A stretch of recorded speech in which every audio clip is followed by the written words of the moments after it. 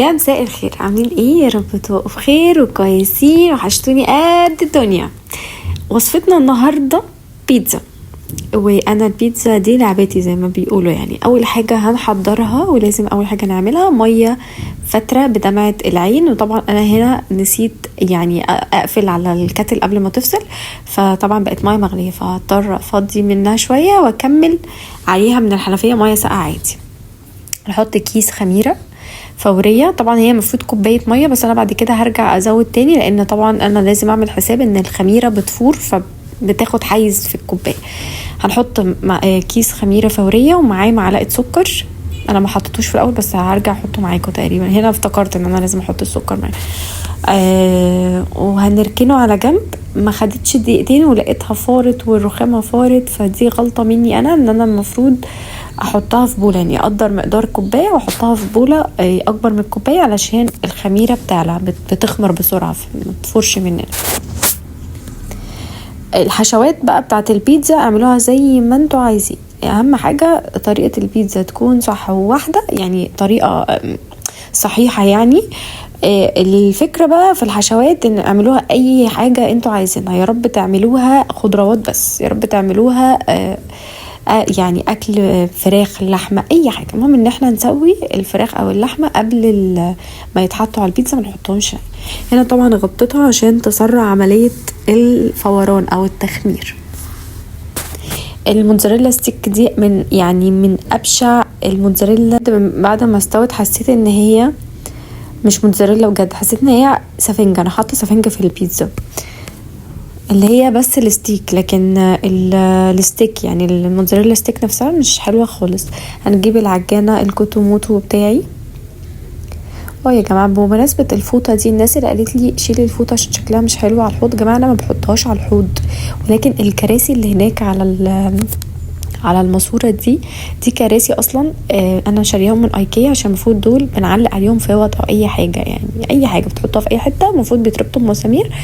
بصوا هنا الدنيا فارت، فمش مشكله عادي. فانا الفوطه مثلا ببقى مسحه بيها حاجه مبلوله ميه شويه صغيرين، فمش هطبقها واحطها في مكانها، هتكمكم وتعمل ريحه وحشه وعفونه وكده، فبسيبها عادي على الكراسي دي تنشف، بعد كده بطبقها. فانا انتوا ما بتشوفوا. اما التانية دي ايدي ورجلي لازم تكون موجوده، علشان خاطر في حاجه وقعت على البوتاجاز وهي طول الوقت مبلوله اصلا، فلازم تكون موجوده. المهم خش بقى في الوصفه. هنحط كوبايه ميه دافيه، وهنحط ايه بقى على اللي هي الخميره، معلقه سكر طبعا عليها، 3 كوبايات من نفس بصوا الكوبايه الواحده اللي هعاير بيها الميه او الدقيق، الاثنين لازم اعايرهم بنفس الكوبايه، و3 دقيق، ومعلقتين زيت زيتون او اي زيت عايزين تشكلوا، زيت زيتون وزيت اكل اي حاجه زي ما انتوا عايزين. يعني انا حطيت من الاثنين ده معلقه وده معلقه، علشان خاطر ما يعني انا ما بحبش زيت الزيتون قوي. هنمسح ما افسدناه كده. من اتلف شيء عليه باصلاحه، معروفه. 3 كوبايات دقيق بقى هننخله بس في مصفى او اي حاجه، وخلاص كده. وعلبه زبادي. هي دي مكونات البيتزا، مفيش اي مكونات تانية. جربت في مره احط عليه بيكنج باودر، كنت شفت وصفه الشيف برضو. انا اصلا مش متابعه اي حد من الشيفات بصراحه، بس يعني ببقى قاعده على الانستجرام كده، فممكن يقابلني اي شيف مثلا فلاقيه عمل، فتلفت انتباهي شكل البيتزا، فاقول ايه طب والله ابقى اعملها المره الجايه. فلا طبعا مش حلوه خالص بتاعه البيكنج باودر دي، تعليها كانها كيكه. عملتها مره اول جايه حسيت انها عامله كيكه مش بيتزا. فهي دي المقادير الصح للبيتزا.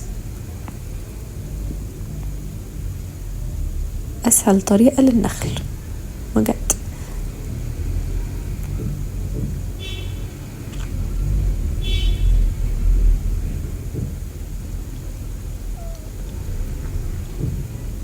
هنا عمر كان بيقول لي شايفه دي بفلوسي. طبعا كنت جايبه البتاع اللي هي السبونشه بتاعت ان هي بتنشف ايه، بتمسح البوتاجاز والحاجات دي، فقلت ايه افتحها علشان اغسل اشيل بيها دي اللي وقع ده. فعمر عمال يقول لي شايفه تعيلي كل ده بفلوس. قلت له يا حبيبي ما ده بيتك وده بيتنا احنا الاتنين، وطبيعي ان هو كل حاجه فيه تبقى بفلوسك ولا تبقى بفلوسي انا.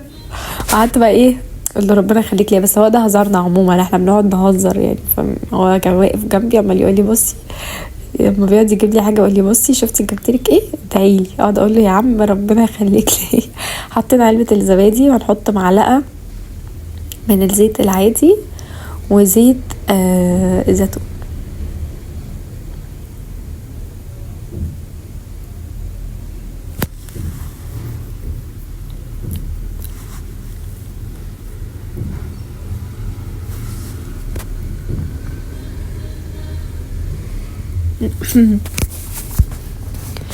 هنحط نص المقدار بس بتاع الدقيق علشان ايه في الاول كده، بس بعد كده هنزل على العجين كله وخلاص. هنا الاستاذ عمر حب يساعد فقعد يقول لي هاتي معلقه وانا هحط لك. قلت له انت هتحط بالمعلقه، احنا مش هنخلص كده، مش هنخلص صدقني. قلت له حبيبي ادلق. قال لي لا حطي بس بالمعلقه كده تدريجيا، بس تدريجيا. قلت له لا، ما انا حطيت نص الكميه في الاول، يبقى احط النص التاني، هما كده كده في الاول وفي الاخر 3 كوبايات. بصوا بس هي هنا ايه كانت عماله تطرطش علينا دي، فقلت له كان المفروض احط مانع الطرطشه ده بتاع العجان، بس انا كسلت، وده اخرة الكسل.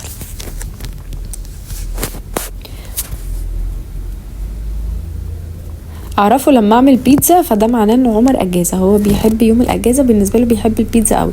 فيوم الاجازه بيقعد يقول لي ايه اعملي لي بيتزا، فانا نفسي اكل بيتزا وانتي عودتيني يوم الاجازه اعمل لك بيتزا. عايزه اقول لكم انا يعني ما بحبش عمر ياجز اجازات مفاجاه كده. هنا عادي عشان عوزته عجينه فقعد يقول لي ممسحه في هدومك بقى دلوقتي. قعد يهزر معايا. ليه بقى؟ لان انا صحيت من النوم عندي مواعين اللي هي العاديه بتاعت غدا امبارح. فطبعا عمر لما بيبقى مأجز ما بحبش اقضي طول الوقت كده في المطبخ، فاهمين قصدي؟ فبيقول لي تيجي ننزل فتح الله. اقول له يعني هو بيقول لي مثلا عندك حاجه البيتزا، اقول له مثلا ناقصها كذا، فيقول لي تعالي ننزل فتح الله. وقال ايه بيضحك عليا كانه بيخرجني. هنا العجينه حسيتها ناشفه شويه وهرجع ازود لها توت الميه، واللي هو اصلا اتدلق مني على الرخامه يعني. وحطيت شويه زيت. فطبعا ايه بقى هنغسل الكوبايه ونحط فيها شويه ميه صغنطاطين قد كده. فبيلخبط لي بقى اليوم، خصوصا انه ما بيبقاش معرفني ان هو مأجز، او هو في الطبيعي ما بيبقاش يوم اجازه اصلا. ففجأة كده اصحى من النوم يقرر ان هو مش يوم، فده بقى بيلخبط لي يوم كله حرفيا. فمش هسيبه بقى في يوم الاجازه وادخل اغسل المواعين. رحنا جايين لابسين ونزلنا فتح الله، طلعنا عملنا البيتزا. فتتراكم عليا بقى ايه مواعين اول امبارح اللي هي المفروض كنت اغسلها امبارح بالليل وما غسلتهاش، ومواعين البيتزا. مواعين البيتزا بتبقى كتير قوي قوي، لان كام كوبايه وكام معلقه وكام صينيه وكام معرفش طبق، ما هي بيتزا بقى.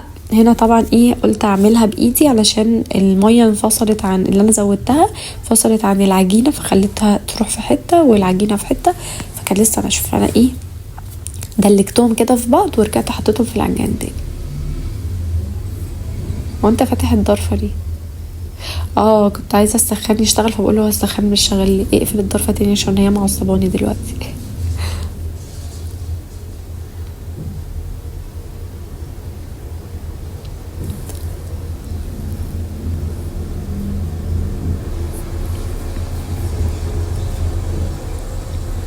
عجينة البيتزا الصح لازم تبقى طرية كده وتحسوها ملزقة.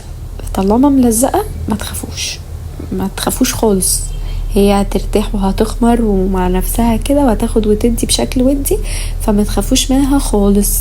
تحسوها ان هي ملزقة كده في ايديكم، دي كده عجينة صح، بتبقى طرية كده ما بتبقاش ناشفة، بس طبعا ما بتبقاش طرية سايحة يعني. فما تخافوش، المهم ان هي هتبقى ملزقة عادي، ده عادي جدا.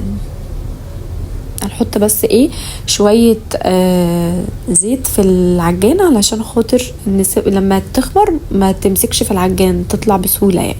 هنا بقى هغطيها بستريتش واحطها في الفرن تخمر شوية وخلاص، عشان برضو لسه الدنيا ساقعة هنا عندنا، فكون مسخنة الفرن بس عشان تخمر في ربع ساعة او نص ساعة بالكتير. نكون بقى ايه جهزنا الحشوات بتاعتنا. كان عندي صدر فرخة جبنا عليه من فتح الله ربع يعني ورك وكده، مخلي علشان خاطر يعني قلنا نعمل ميكس كده، ميكس شيش مع ميكس صدور يعني. والله كان طعمه حلو قوي. فقطعتهم كده، قطعهم كويس. طبعا انا هنا كنت غسلاهم ومنضفاهم كويس ونقعيهم في ميه وخل وليمون، وشطفتهم وايه وقطعتهم ماشي. الفراخ دي مغسوله ومنقوعه وكل حاجه. هقطعهم بقى وابدا اعمل التتبيله عادي. انا بقى ما بحبش الوراك عشان خاطر العضل اللي بيبقى فيهم ده، فبقعد بقى بعد ما اجي اقطعهم بقعد انقيهم بقى تاني. مع اني وانا صغيره كنت بعشق الوراك وبقرف من الصدور، كنتش باكل الصدر ابدا.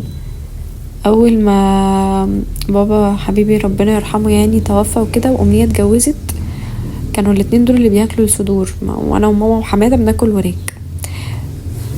فبدأت احب الصدر. هنا بقى تتبيلة الفراخ. التتبيلة دي خطيرة خطيرة خطيرة. عصير طماطم وعصير يعني طحنت الاتنين في بعض في بالهاند بلندر، وحطيت عليهم معلقة مايونيز ومستردة وصويا صوص وكاتش وقصدي وشطة وملح وكزبرة وفلفل اسمر وسماق وبابريكا.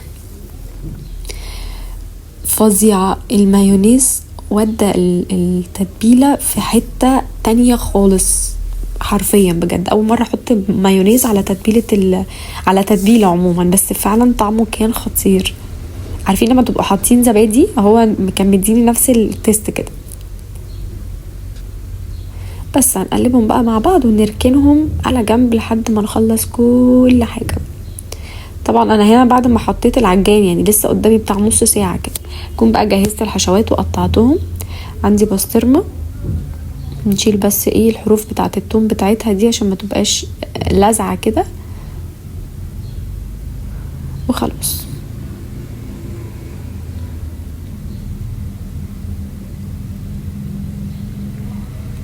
طبعا ما خدتش بالي ان الموتزاريلا نفسها هتبقى قليله، فجبنا ربع بس.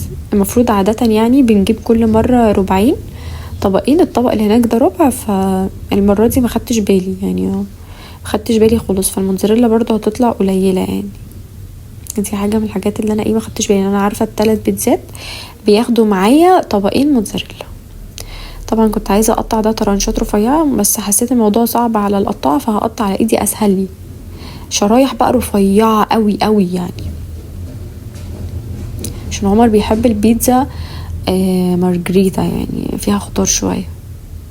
فقطع على قده كده واحط له بقى ايه 3 قرون سبايسي كده يظبطوا له الدنيا. ده الفلفل اللي من الفريزر اللي انا قلت لكم عليه على فكره. بصوا كده كده هو يعني هيتحط في الاكل فعادي.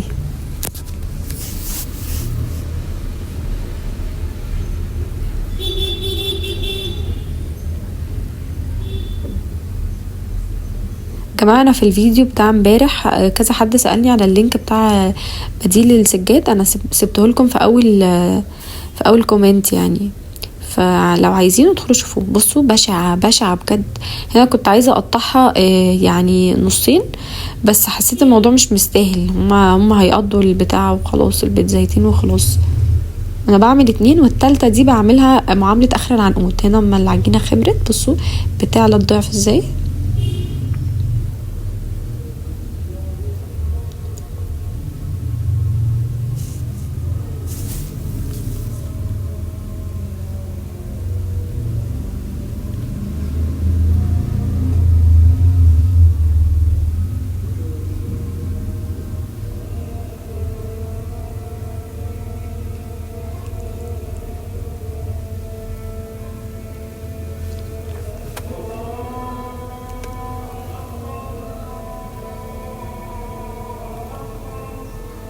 بصوا انا هقطع ال3 يعني العجينة على 3 وكده متساويين. اتعلمت من اخطاء المرة اللي فاتت، 3 متساويين قد بعض، وهرجع لكم بعد الاذان. وبس كده اقطعهم بالتساوي بالظبط مش هنظلم الصغير معانا بقى في الحشو وفي كل حاجة. اخر العنقود ده مظلوم جدا، اسألونا عشان اخر العنقود. اخر العنقود ده بياخد بواقي الكبار. يعني انا عملت مع البيتزا زي ما بيتعمل في اخر العنقود بالظبط. والله صعبت عليا لما افتكرت الموقف ده. بس هو عمر بياكل بيتزايه وانا باكل بيتزايه، فبيتبقى بيتزايه واحده، فبقول ايه ناكلها مثلا بكره في السهره مثلا. إيه انا بصحى مثلا ماليش نفسي افطر فطار عادي واروح جايه واكليها مثلا، بتبقى بيتزايه صغنطوطه كده. فاللي بيتبقى بقى من البيتزايتين برميهم في التالتة. بجد الاخر عن انت مظلوم قوي. لبس باقي من اخواته الكبار بياخدوا، خروجات باقيه من. بتفكرتوني بالماضي ليه دلوقتي؟ عيط دلوقتي. هنا بقى انا كنت بعمل حروف للبيتزا علشان خاطر هحط فيها، هحشي الاطراف يعني موتزاريلا وكده ستيك. بصوا اولا ما تخافوش من سمك العجينه بتاعه في الصينيه. هتحسوا ان الصينيه يعني باينه من العجينه، فاهمين؟ من كتر ما العجينه رقيقه. ما تخافوش لان العجينه بترجع تعلى تاني. انتوا بتسيبوها ترتاح اصلا، يعني قبل ما بتخلصوا اول صينيه بتخشوا في التانية، فانتوا بتسيبوها ترتاح. غير ان هي بترتاح فهي بترجع تعلى تاني في الفرن وهي بتستوي. هبدا احط الموتزاريلا ستيك وبعد كده هبرم عليها العجينه. هنا كنت فرحانه قوي والله، قلت الله هناكل بقى الاطراف فيها جبنه. بس يعني الواحد لم يكن يعلم ان فرحته لن تكتمل.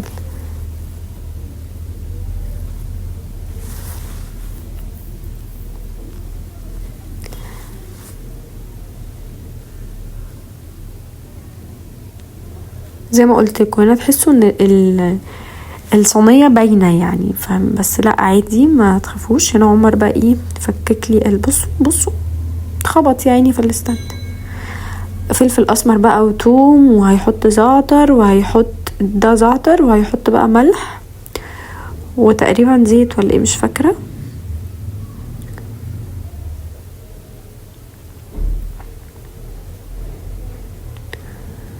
دي ال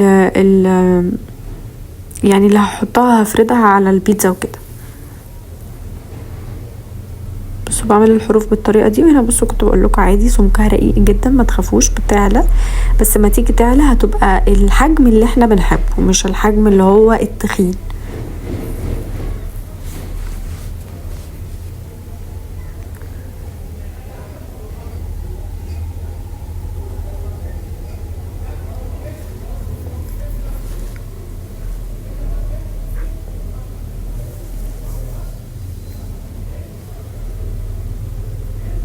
انا عمر كان بيقول لي بصي قفليها قلت له والله هعمل كده، اديني فرصتي. ما ننساش بقى نعملها فتحات كده بالشوكه.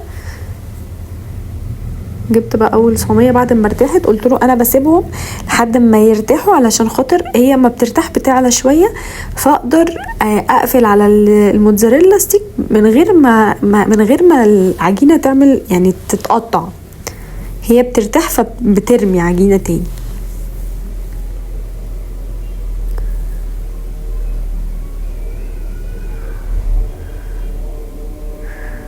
شايفين عمال يبوظ لي التصوير، زي عمال يلعب لي في الاستاند طول ما هو واقف، عمال رايح جاي يخبط في الاستاند. شايفين؟ خليكم شاهدين.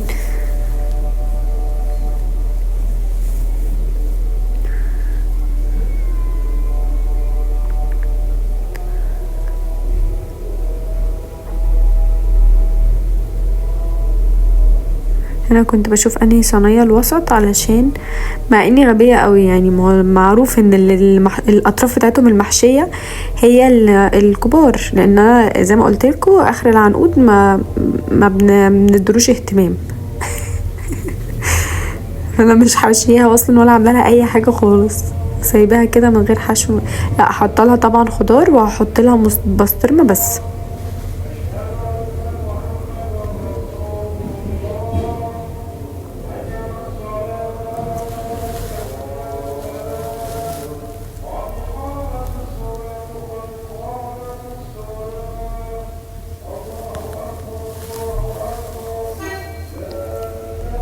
نحط زيتون برضو، وهنفرد بقى بسطرمه. طبعا احنا كترنا بسطرمه علشان ايه احنا بنحبها وكده، فانتوا حطوا زي ما انتوا عايزين. الحشو ده بالمزاج بقى او بالاذواق زي ما انتوا نفسكوا تاكلوها. يعني ممكن تعملوها بتونه بتبقى حلوة قوي، بس بتصفوا المية منها. انا بحبها بتونة جدا، بتبقى خطيرة. ممكن تعملوها بجمبري، تشوحوا الجمبري، ممكن تعملوها باي حاجة انتوا عايزينها، اي حشوة للبيتزا متاحة. اخر واحده بقى زي ما قلت لكم انا هكتر عليها بسطرمه عشان هي هتبقى بالخضار والبسطرمه بس. اللي في النص ما حطيتش عليها خضار عشان انا ما بحبش الخضار في البيتزا، فهعمل فراخ وبسطرمه بس. بتاعت عمر طبعا هو بيحب الخضار بالهنا والشفا، فبحط له بقى خضار. حطيت جبنه نستون. وطبعا انا كترت الفراخ عندي لان هي ما فيهاش خضار، ما فيهاش اي حاجه، هي عباره عن فراخ بس. فعمر هي كانت مليانه حشوات وكده كده، عمر يعني قال لي ما تكترليش الفراخ، انا عايز كل حاجه يبان طعمها، يعني الخضار يبان، الفراخ تبان، البسطرمه تبان. فحطيت على ال3 نستون وكده، وهرجع احط موتزاريلا. وزي ما قلت لكم الموتزاريلا عندي ما كانتش كتير، ودي حاجه ضايقتني جدا. بحب الموتزاريلا في البيتزا كتير قوي، يعني بحب يبقى ليها مطه كتير. وهنا مش عارفه الاضاءه ايه اللي حصل لها. انا اصلا عندي انا هقفل معاكم واكلم عمر بقى يجيب لي المشترك بتاع الليد، عشان كده يعني اوفر قوي المشترك بتاعنا اتحرق، فهنضطر بقى نجيب واحد غيره. بس عمر كل يوم يقول لي فكريني، فانا دلوقتي افتكرت واتضايقت. اضاءه وحشه قوي، والرينج لايت مش عامل اي حاجه. فطبعا الليد بتاع المطبخ بينفعني، يعني انا بصراحه بحبه من غير ما ابدا تصوير ولا حاجه. انا في العموم كنت بحب ان انا اشتغل اصلا على ليد المطبخ يعني من اول الجواز وكده. هنا طبعا كنا مشغلين الفرن وسايبينه يسخن، وهنحط البيتزا والمعجنات ما بيحبوش نار مباشره، يعني بيتحطوا على شبكه على في الرف اللي في النص. فانا حطيت الاتنين في الرف اللي هو في النص، وحطيت التالتة فوق شوية. بس هنا طبعا كانت استوت من تحت، فهبدأ ان انا اديهم وش. بصراحة ما صورتش وهم في الفرن، يعني صورت حتة صنطوطة كده عشان التليفون كان عايز يشحن وخلاص. عايزة اقول لكم قد ايه كانت جوسي، العجينة نفسها كانت تحفة. من كتر ما هي طرية انا حرفيا مش عارفة، هي مش لازقة بس من كتر ما هي طرية انا مش عارفة اطلعها ازاي. قلت لعمر تعالى، هي مش وحشه، هي خطيره. احنا بنحب البيتزا طريه كده، وتحسوا ان انتوا بتاكلوها كساندوتش كده. فهي طبعا مش لازقه، بصوا هي طالعه من الصينيه بيضه وفله زي ما هي ازاي. فبس هي مشكلتها ان هي رقيقه جدا، فمليانه حشوات. فالحشوات دي مش مساعدانا ان احنا مخليه البيتزايه جوسي، مش مساعدانا ان هي ان احنا نطلعها يعني. وده معناه ان البيتزا بصراحة ناجحة، ان احنا بنحبها بالطريقة دي. بصوا هي فكة، بس هي طبعا مش راضية تطلع من مش عارفة اطلعها. كل ما اطلعها يعني بتفك كده زي ما انتم شايفين من بعضها. طبعا عمر ما استنانيش اساسا اصور لكم على الرخامة، لان احنا كنا الساعة تقريبا 1 بالليل. زي ما قلت لكم نزلنا فتح الله. بصوا جوسي ازاي وخطيرة، جوسي يعني تحفة، كانت تحفة جدا. هي طبعا رقيقة من النص وسميكة من بره من الاطراف، علشان خاطر زي ما قلت لكم الموتزاريلا. بصوا هنا الموتزاريلا بشعة، سفنج بجد. بس كده، متنسوش تعملوا لايك وشير، وبحبكم. باي باي.